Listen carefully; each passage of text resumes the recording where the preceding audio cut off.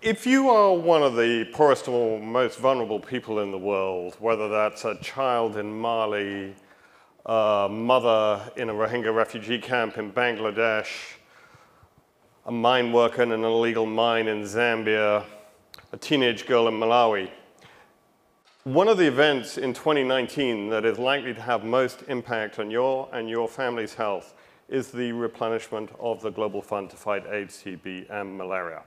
We fund on a 3-year cycle, and this year we have a replenishment conference which President Macron will host in Lyon, where we are going to ask donors around the world for at least $14 billion to fund the next 3 years of our programming.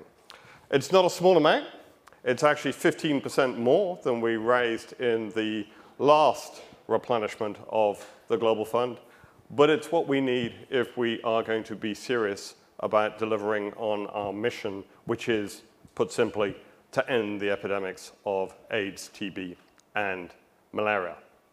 The Global Fund has been extraordinarily successful. It's been an incredible partnership of public sector, private sector, civil society. And I say that without claiming any credit at all, because I've only been there for 12 months. But it's unfinished business. And we have had more success in saving lives, 27 million, than we have in reducing infections. Infections have come down, but not by nearly enough to put us on track to ending the epidemics as fast as we want to, which is by 2030.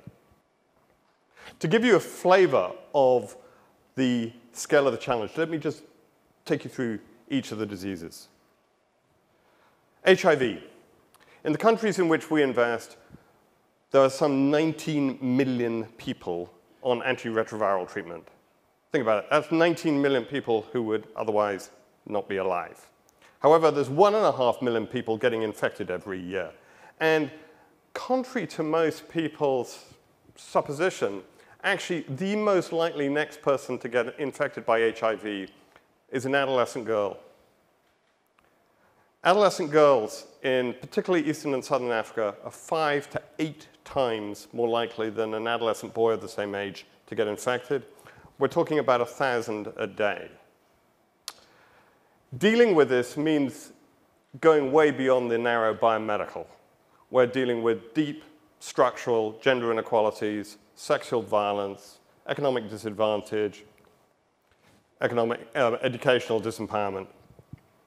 So we at the Global Fund are doing all sorts of things. We are working with schools. We're actually paying girls to stay in school. We're working on a whole range of issues around the economic empowerment of young women. But we have to scale this up. At the moment, we're not reaching nearly as many women as we need to, and the demographics are running away with us. The number of 5-year-old girls in a country like Zambia is almost 50% more than the number of 15-year-olds. So if we keep the same rates of infection, we're going to end up with a disaster. TB. TB is now the world's biggest killer among infectious diseases. It's the least fashionable of the diseases. It's the one that attracts least money. The problem there is easy to summarize. Roughly 10 million people a year fall ill with TB. Only 6.4 million get diagnosed and treated. You don't have to be a fantastic epidemiologist to work out that if you've got 3.6 million people wandering around with a highly infectious disease, you're not in control of the epidemic. And there's a nasty version, MDR-TB, multi-drug-resistant TB. Of the nearly 600,000 people with drug-resistant TB, only about a quarter of them are diagnosed and treated, mainly by the Global Fund. We have to step up our game in fighting TB. And then malaria. Malaria is in many ways one of the great success stories of global health. In the last decade or so, deaths from malaria, which is largely children and pregnant women, have roughly halved. And that's been primarily due to the rollout of insecticide-impregnated bred nets, alongside other tools, cheap diagnostics, cheap treatments.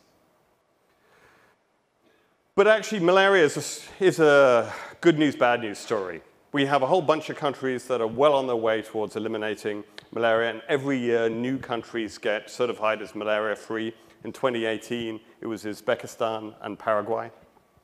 But in the highest burden places, we are doing enough to save more lives every year, but we're not doing enough to actually break the transmission dynamic between mosquitoes and humans. And actually, the number of cases in the highest burden places is going up. Again, if we're serious about beating malaria, a disease we know how to beat, we can cure, we have to step up our game, to step up the fight. We know that beating these diseases is not just about disease-specific interventions. We have to build the overall system. So we are also investing very heavily in health systems. In fact, to give you a kind of idea of the scale of what the Global Fund is doing, we are the second largest investor on HIV after PEPFAR. We are the largest investor in malaria, where 60% of external assistance on malaria. We are the largest investor on tuberculosis, where 2/3 of all external assistance. And we are also the largest provider of grants to low-income countries for health systems development. One of the things we're investing very heavily on is supply chains. And we don't just build supply chains for HTB and malaria, we do it on an essential medicines basis, building supply chains for the entire country. This one here is in Mozambique. It's a bit disrupted at the moment following the cyclone. But having resilient supply chains, having workforce, having data systems, having national clouds, these are all the component parts that we need to build as infrastructure and capacity to make things happen. I typically do my presentations about the Global Fund with a lot of numbers about incidence, about infection rates, about resistance, and all this sort of stuff. But I always think it's important to come back to the fact that fundamentally, the work of the Global Fund is about people. People like this mother here, who's called Yalfa, who I met in Ethiopia in November. She had been living on the streets of Addis and was brought in by a community health worker. She was pregnant. She was HIV positive. When I met her, her son, Yim, was 8 months old and HIV negative. She had been given a place to live. She had been teamed up with a bunch of experienced mothers who were sort of mother mentors to help her through the process of being treated and ensuring that her child didn't become HIV positive. She was transformed. She was so excited to talk about Yim, who, as she said, was her joy, her purpose, the source of her community. And I think when one talks about the Global Fund, it's very easy to talk about big numbers, but actually it comes down to these individuals. So finally, my ask to you. All of you are involved in healthcare. You have fantastic assets, capabilities, knowledge. We need, and we work with, all sorts of partners around the world.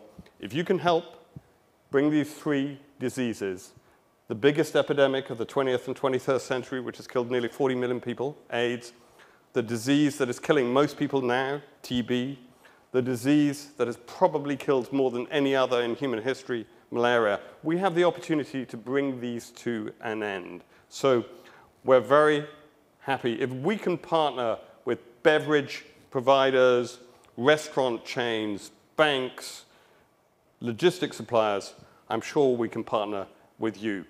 And lastly, you are all citizens of various countries, including here in the US. You have influential voices when it comes to matters of healthcare. Over the next few months, all your governments, including this one here, will be making big decisions about how much money they put into the Global Fund. Use your voice to persuade them. Thank you.